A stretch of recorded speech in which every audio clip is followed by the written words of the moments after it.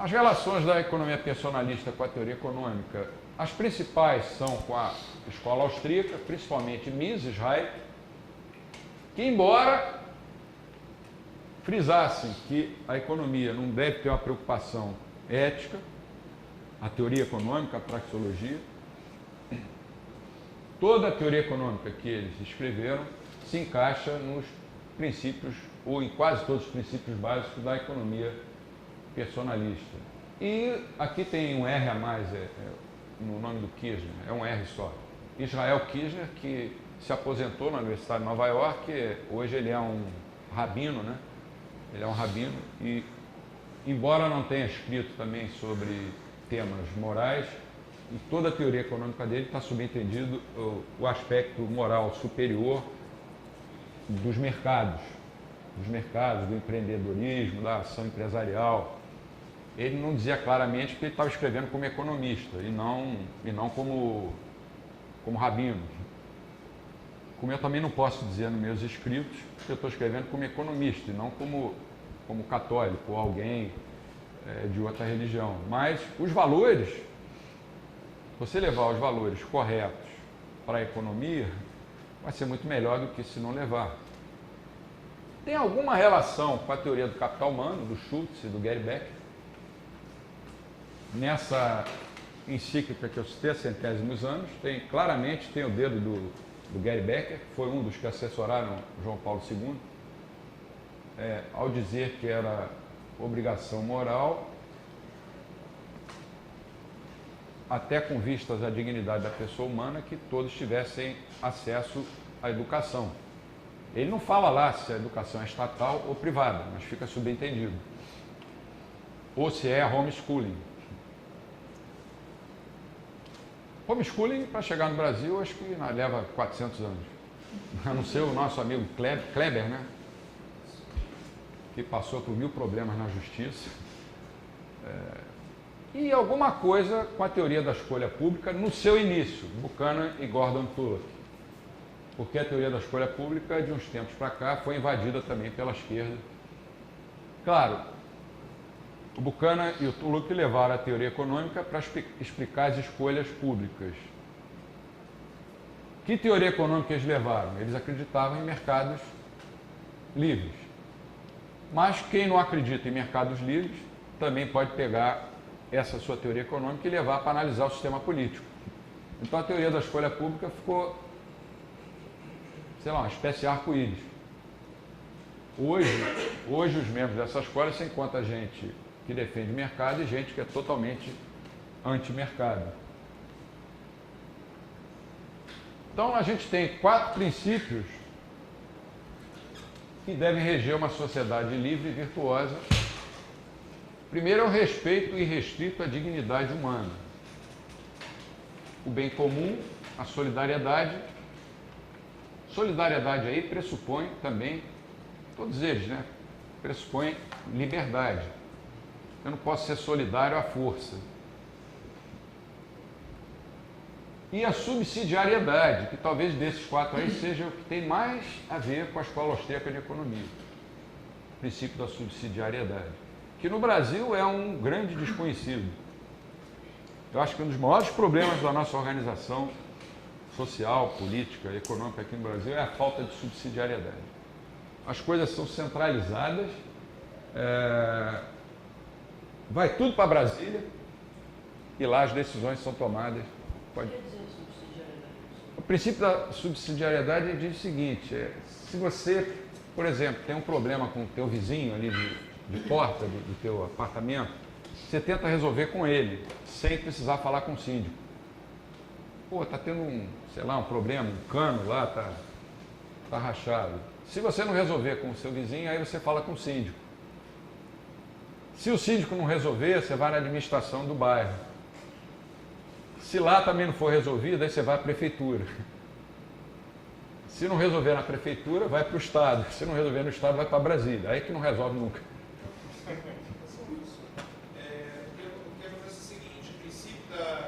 Subsidiariedade, ele na verdade é o aspecto prático de um outro princípio muito importante dentro do libertarianismo, da escola austríaca em geral, que é o princípio da soberania individual. a partir da soberania individual, ou seja, que o homem ele é um fim em si mesmo, que Isso. ele é o dono de si mesmo, é que você, por conta de um convívio social, você vai abdicando parte dessa soberania para outras entidades para resolver conflitos. Mas a soberania vem de você, não vem do Estado de cima para baixo. Ele vem de você, de baixo para cima. De baixo para cima. E isso está em pleno acordo com o conceito de dignidade da pessoa humana, que é a liberdade individual, do jeito correto. Como enfoque na soberania individual. Que é o jeito correto que a gente, né, nós achamos que deve ser, e não o que o pessoal da esquerda aí, quando eles falam em dignidade humana, eles falam outra coisa. A subsidiariedade foi uma das causas do sucesso dos Estados Unidos, quando as 13 colônias se reuniram, fizeram uma república federalista mesmo. Subsidiariedade significa o quê? Descentralização, né? Política, econômica, administrativa, como o Bernardo falou, a coisa vem de baixo para cima e não de cima para baixo. Como é o nome do nosso país oficial? República Federativa do Brasil. Onde é que está a federativa? Só no nome. Ah, mas nós somos uma federação. Tudo bem, pode chamar de que quiser, mas não existe federalismo no Brasil. Tudo é centralizado. Do ponto de vista econômico, a descentralização, a subsidiariedade vai implicar em quê? Em mais eficiência. Do ponto de vista administrativo, também. Do ponto de vista jurídico, eu acredito que também.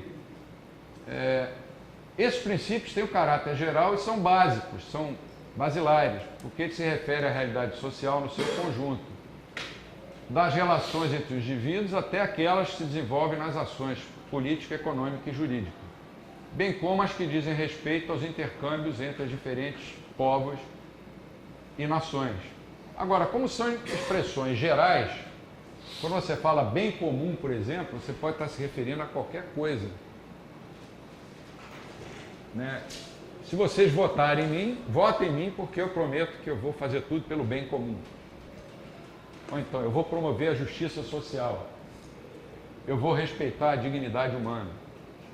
Ninguém vai para a televisão em época de campanha dizer que vai agredir essas coisas. No entanto, precisa saber qual a definição de dignidade da pessoa humana, de bem comum, de solidariedade e subsidiariedade. Foram apropriados pela esquerda. Talvez a subsidiariedade não, porque eles defendem abertamente a centralização. A dignidade humana, a solidariedade, a subsidiariedade e o bem comum são imutáveis no tempo e têm significado universal. E isso torna esses 4 princípios parâmetros ideais de referência para análise e interpretação dos fenômenos sociais, assim como a orientação da ação humana no campo social, numa perspectiva ampla que Mises chamava de praxeologia, o estudo da ação humana. Você pode mostrar que mercados livres, usando o método da praxeologia, mercados livres, na verdade, eles atendem aos 4 princípios. Aos 4 princípios. Mesmo que você defina até, se quiser, bem comum, numa perspectiva utilitarista. Mercados livres vão gerar mais riqueza, as pessoas vão ficar melhor de vida, que não é um enfoque, pelo menos não é o único enfoque que a gente deve usar. Mas dignidade humana está implícita no conceito de liberdade, que o Mises e os austríacos defenderam durante todas as suas vidas. Solidariedade, lembra do exemplo que eu dei? João e Maria, uma tinha um terreno, o outro queria construir uma oficina. Aí apareceu José, comprou o terreno e vendeu por um preço mais caro para o outro que queria construir uma oficina. Esse cara foi solidário com os outros dois, embora tenha ganho dinheiro. Solidariedade não é só a gente pegar dinheiro e dar para um pobre pedindo esmola ou ajudar uma instituição de caridade. Os mercados em si têm essa característica de solidariedade, até porque eles transmitem informações.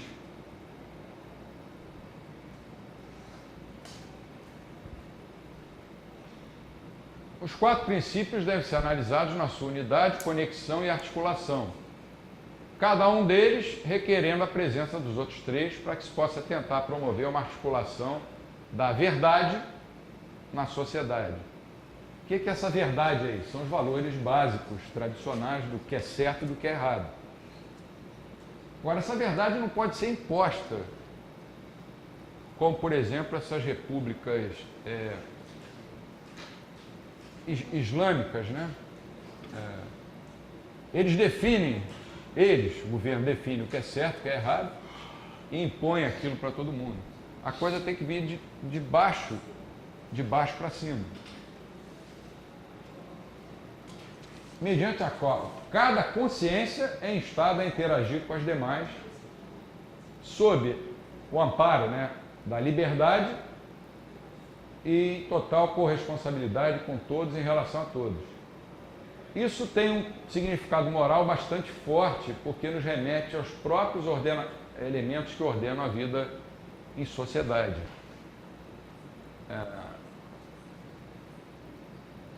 A dignidade humana no Brasil. Pensa no sistema de saúde pública brasileiro. Se ele tem alguma relação, mínima que seja, com o conceito de dignidade da pessoa humana. Sistema público de saúde. Pensa no SUS. Pensa no sistema educacional. A solidariedade. Teve uma enchente lá na terra do Christian, lá em Friburgo. Juntaram mantimentos. Legal, solidariedade. Saiu um caminhão, foi até aqui da universidade. O caminhão saiu, chegou no meio do caminho, o motorista do caminhão desviou o caminhão e todos os mantimentos que eram para atender os flagelados foram atender a outras finalidades. Esse é só um exemplo que eu estou dando, mas vocês podem encontrar milhares aí. Subsidiariedade não existe no Brasil. Praticamente nós vivemos numa economia planificada e cada vez mais mascarada de capitalismo. E o bem comum, se a gente pensar em termos de Brasil, eu não diria só de Brasil não, América Latina, a coisa está muito feia.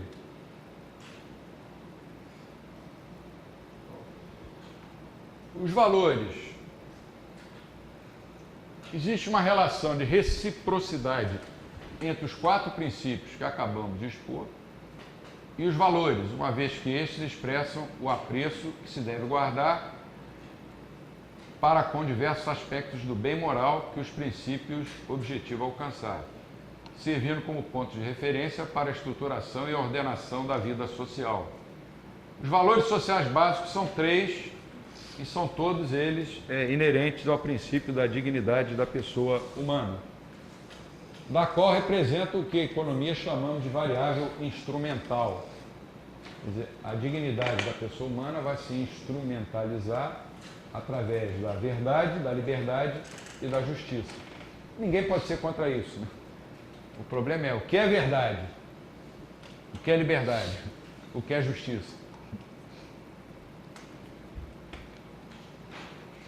E as instituições básicas são 3 numa sociedade virtuosa: o Estado de Direito, a economia de mercado e a democracia representativa. Com todas as críticas que a gente tenha a essa ideia de que a democracia generalizada, de que a democracia, mesmo no longo prazo, ela acaba resolvendo todos os problemas. O que não é verdade. O que não quer dizer também que a gente possa defender ditaduras. Mas a democracia, por si só, é insuficiente. O conceito de Estado de Direito, né, o Bernardo e o Patrick aí podem expor até melhor do que eu. Também é um conceito usado à torta e à direita, como o conceito que virou moda no governo atual e no anterior, conceito de esta é uma decisão republicana.